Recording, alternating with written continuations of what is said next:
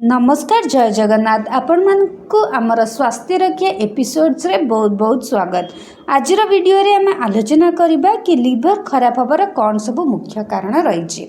प्रथम जिनस होची जो माने अधिक मात्रा रे मद्यपान करुचंती सेमानक लिवर खराब होता है।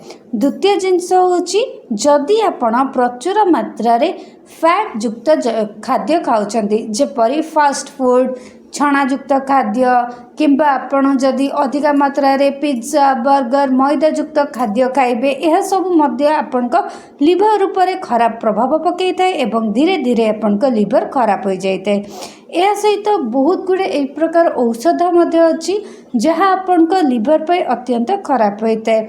नहले जदि आपनकर जेनेटिक्स किंबा आपनक बापा माँ अजा आई जेजे बापा जेजेमा कहार भी जदि पूर्वपुरुषर आपनकर लिवर जनित समस्या रही ताहले मध्य आपनको हबार बहुत समस्या रोचे। यह सहित जो मैंने निज ओजन को नियंत्रित रखुनांती जदि आपनको ओजन ठीक कंट्रोल न रहिबो ताहले मध्य आपनक लिवर जनित समस्या हो पारे।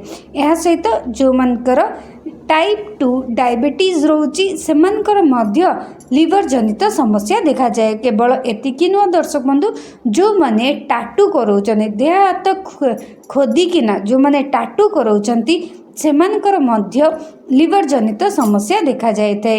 यह सहित आपनकर जदि ब्लड ट्रांसफ्यूज होइथिबो ताहले जदि कहा रक्त रे आपनक शरीर को हेपाटाइटिस इन्फेक्शन आसीथिबो ताहले मध्य आपनक लिवर उपरे खराब प्रभाव पकई थाए एवं आपनकर लिवर खराब होई थाए।